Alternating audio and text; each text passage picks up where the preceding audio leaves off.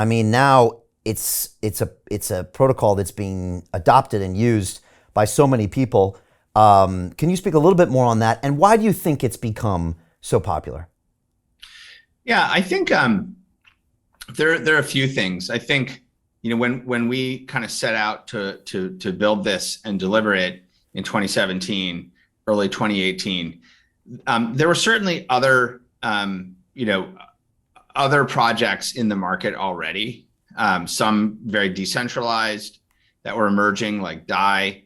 There was Tether that existed, and our view was that if you wanted to reach mainstream scale and have something be really a standard that could be used by everyday firms and households, by other financial institutions, that people looked at as this is as good as cash, so to speak, you had to do that in a particular way. And so one, it needed to be regulated. It needed to operate under the supervision of banking regulators. And in the US, we have a framework for that. There's a framework that has enabled so many fintechs to flourish, like Apple Pay and Cash App and Venmo and PayPal and tons of others.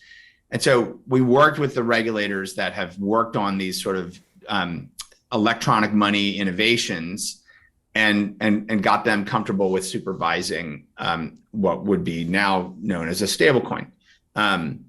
And that was important. And a kind of commitment to compliance, a commitment to transparency, auditability, like all these things.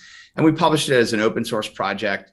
And we worked with, I think, many of the leading firms in the industry to help get this going. Like Coinbase is a critical strategic partner, getting this out there, making it simple for the average person to get access. Now it's sort of broadly available across kind of every exchange and wallet and so on. But we focused on that, and I think those things mattered.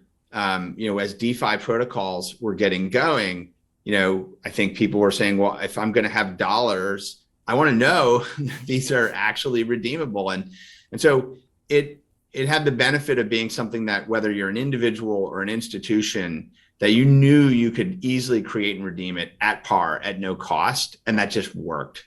And that's key, right? At the end of the day, it's, the holding the peg it has to do with the reserves and the transparency, but it has to do with the fact that you can always redeem it for $1. And so for the, whatever it is, 110 or more billion USDC that have been issued, there's been 60 some billion redeemed. And so it works both ways. It's not a roach motel.